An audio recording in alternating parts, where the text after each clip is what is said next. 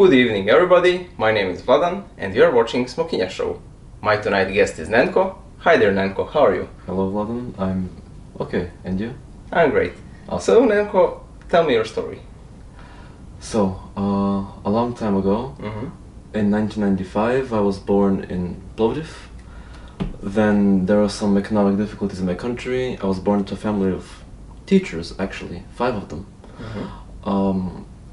And they decided to apply for green cards for the US.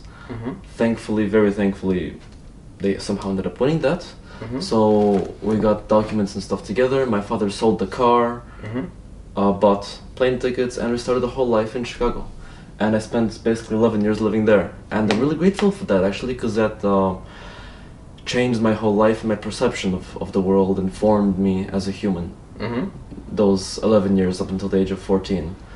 And I actually came back every summer in a small village to live with my grandparents. So I got like the super systemic American education and approach to life, and yet the Bulgarian village life as well. So those two things have been the centerpiece of my upbringing. Then yeah, when I came back to Karlovo.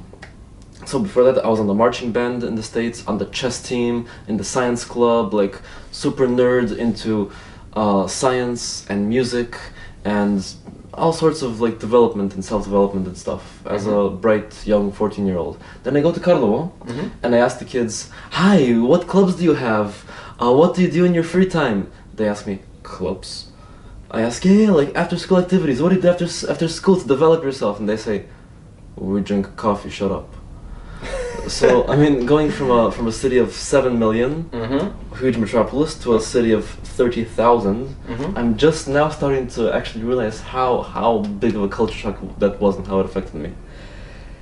But yeah, I studied 4 years there, aced all my tests, of course. Then after won some contests, and after 12th grade I was totally tired of Bulgaria, thinking I'm tired of this culture, I want something more, something developed.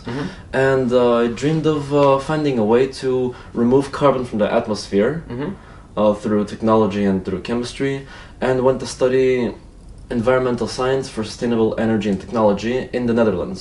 Okay. And you know, that was like a dream I wanted to do, to go somewhere where there's culture, where people are educated, and don't get me wrong, Karel was great. It's just not not what I was looking for as a young guy. Type of the environment that you were looking for. Precisely. Yeah. Okay. So I was thinking in the Netherlands I would find it. I found something close to it. However, I had some issues with working and studying, and there was no place to live. So I was living in a separate city, like almost 1 hour away.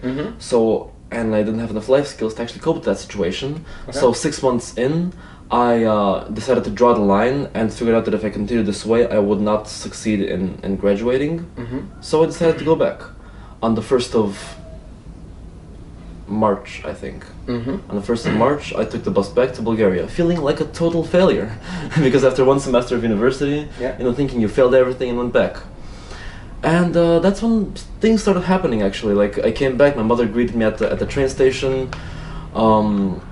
I started eating, you know, real food again, no longer consisting on a diet of chocolate, water, and lasagna. Student diet. And stroopwafels, you know, Dutch stroopwafels. Then I discovered some Erasmus Plus exchanges. And from the first one, I got referred to go to a second one, first to Poland, then to Luxembourg, and in Luxembourg I met these guys from a actually really cool NGO called Together Network, and there they asked me if I want to lead Erasmus Plus exchanges, and I was like, yeah, okay, let's do it. So while taking my driver's courses, I was also leading, going on exchanges all around Europe, went on 10 at least.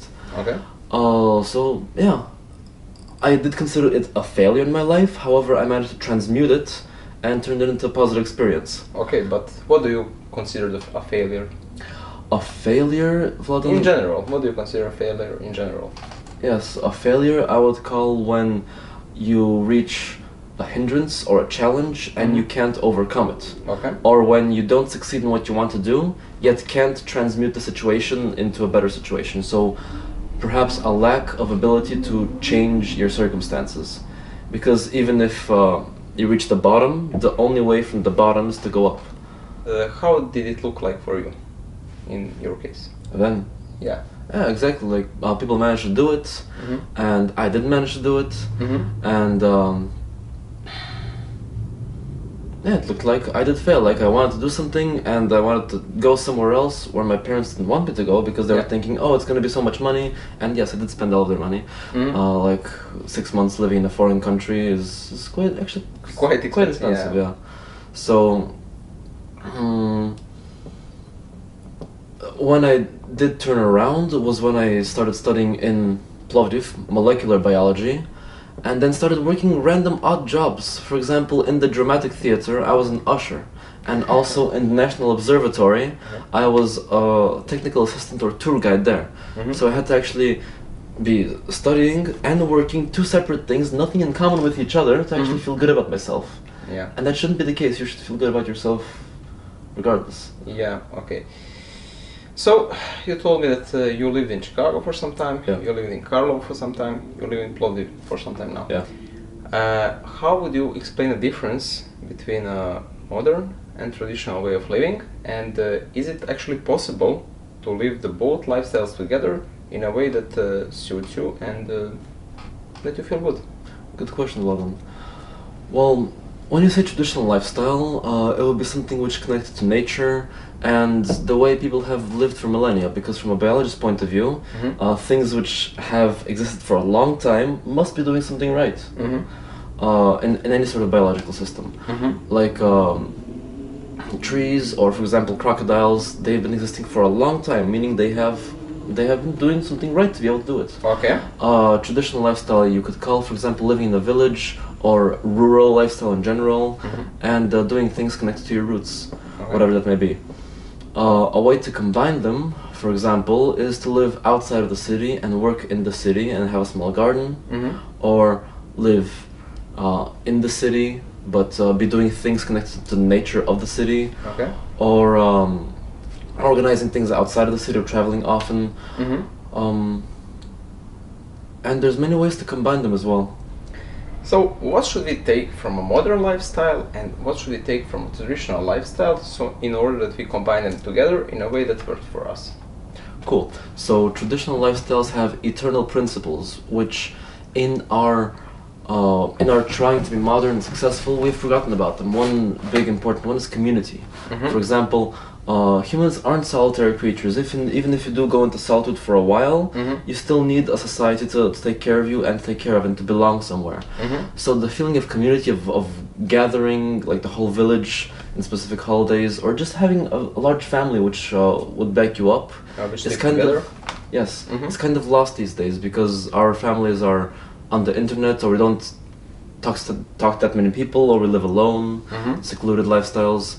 So that sense of community has been lost in general, and we're replacing it with a false sense of community. You know, I don't even want to go into technology and how that affects us, but having a sense of community is important, connection to nature as well, and just being connected, knowing where your food and where your the objects you use come from, and producing at least a small part of it is actually a really nice feeling.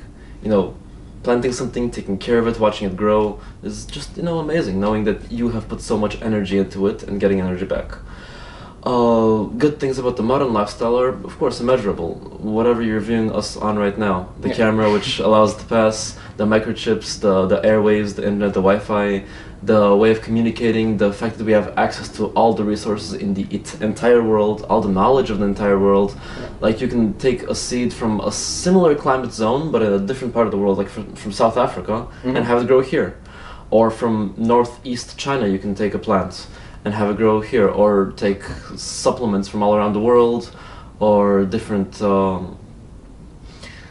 things which wouldn't normally mix. You now have access to almost everything on this planet, which is just now a question of being an alchemist and combining things together. Yeah, okay. Be it culturally, musically, like you can hear... Being connected, in one word, if I understood properly. Having things to connect. Okay. Like before, people didn't have much to connect, but they connected at all. Now we have so many things, but we don't connect them as much. Okay. So having this in mind, what would you leave behind if we talk about modern and traditional lifestyle? Mm. If I could, I would leave behind the modern lifestyles, how it's always trying to have an image of being perfect and aim to be perfect and to be all shiny and proper and following the lead of what people are saying is good. And structure. Huh? Structure. Yeah. And a lot of fakeness, however you would call it, is what I would leave behind. Something like social standards that are implemented all across the world these days. Yes, and brands also. Like names of plants are being replaced with names of brands. Yeah, makes sense. Like, can you name these 5 brands? Of course you can. How about these 5 plants? Well, no. I probably couldn't either, as hypocritical as it is. And something I would leave behind from the traditional lifestyle is how people didn't have enough knowledge, and they worked very hard and didn't always use the best methods. Like they were not open for new things. For example, yeah, they just didn't have enough communication and knowledge between each other. Okay. But they did have a lot of ancient principles, how to use the earth. For example, windmills using wind power.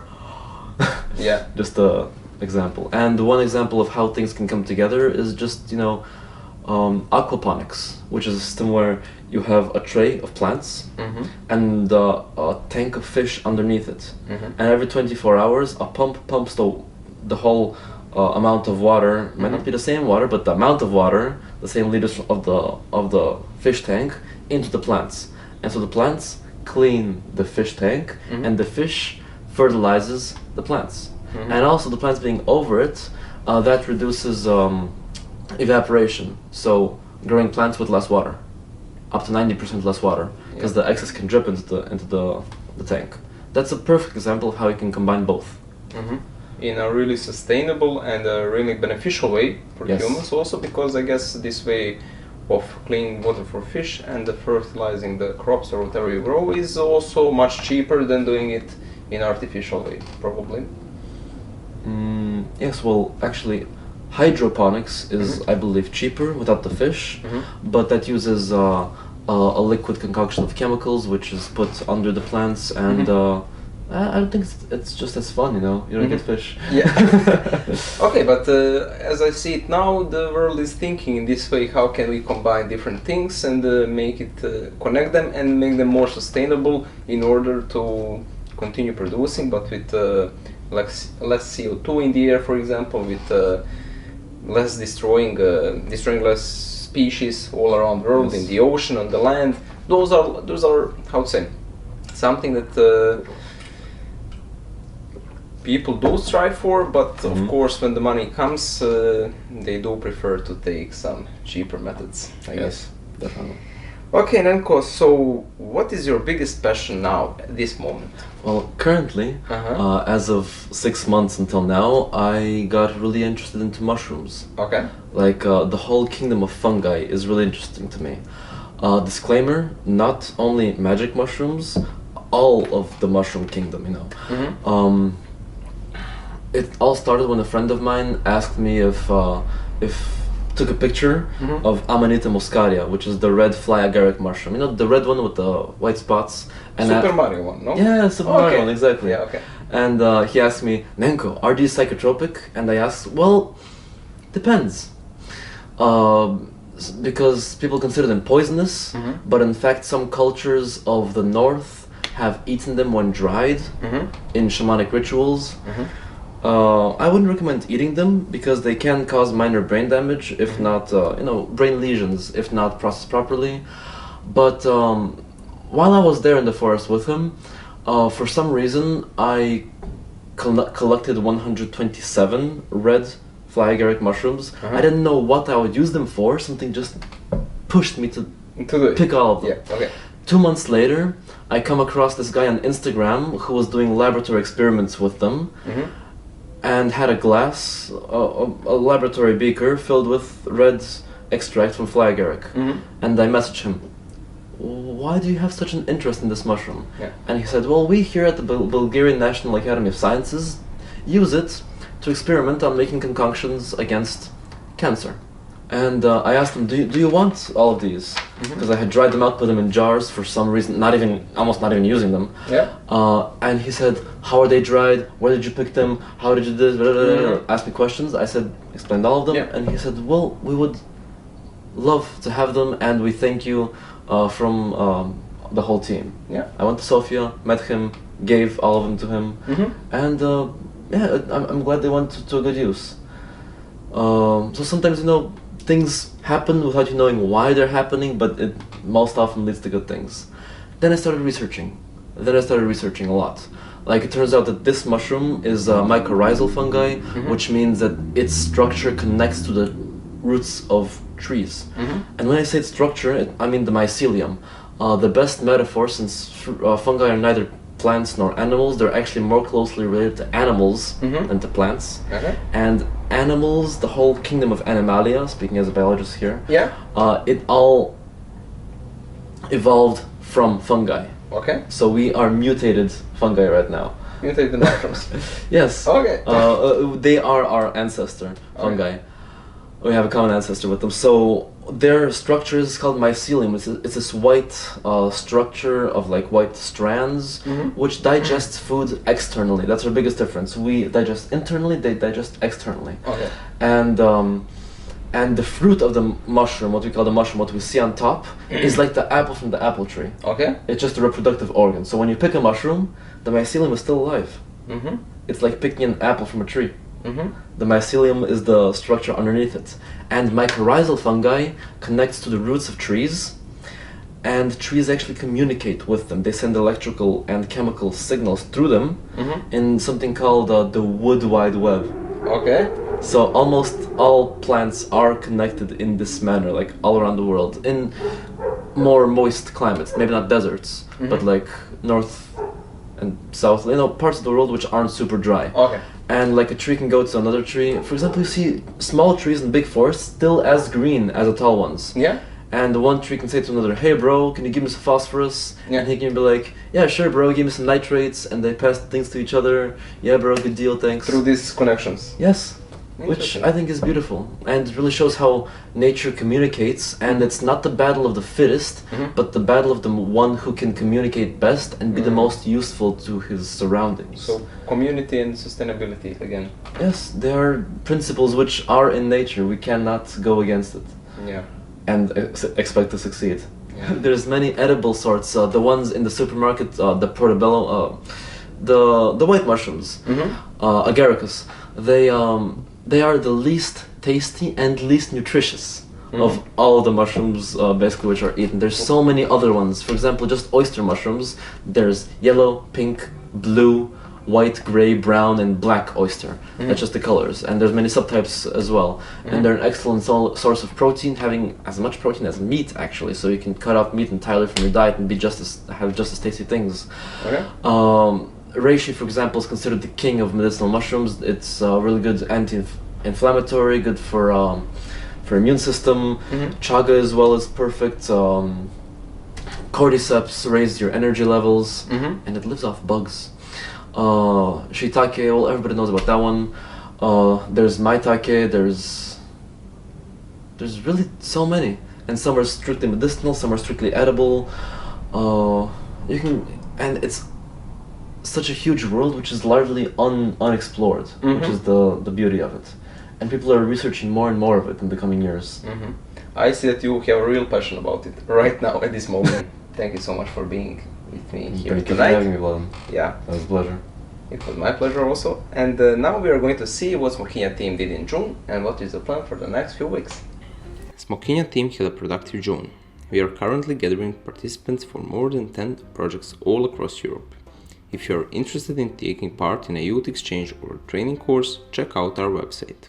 Ongoing preparations for the Catch Your Moment training course in Plovdiv are close to the end. From the 12th of July, we are hosting 8-day training about reacting at the moment, adapting quickly to the new situations, being creative, connecting to the other people, and much more. We began this month with yet another Kinedog screening, where we watched the Ghetto Balboa movie. On the 5th of June, we participated in a European-wide Earth Day initiative. We organized 2 workshops and 1 small cleaning initiative. On the same day, part of the team participated in an educational forum organized by Youth Center Plovdiv. June will also be the month known for the first Smokinya Club meeting, and last Saturday of this month we also hosted the second club meeting in a bit different form. If you want to learn more about Smokinya Club and activities that you can take part in or organize by yourself, check out our website and social media. 19th of June, Smokinya team participated in a big children festival in Plovdiv. If you also want to give a contribution to society by volunteering or even organizing similar events, get in touch with us, join our club, or simply follow us on our social media. If you want to be the first to know about newest opportunities from Smokinya Foundation, be sure you subscribe to our newsletter. The link is in the description below. This was everything for tonight. We hope you enjoyed this episode of Smokinya Show, and while you are waiting for the next episode, be sure to subscribe to our social media. Have a nice evening.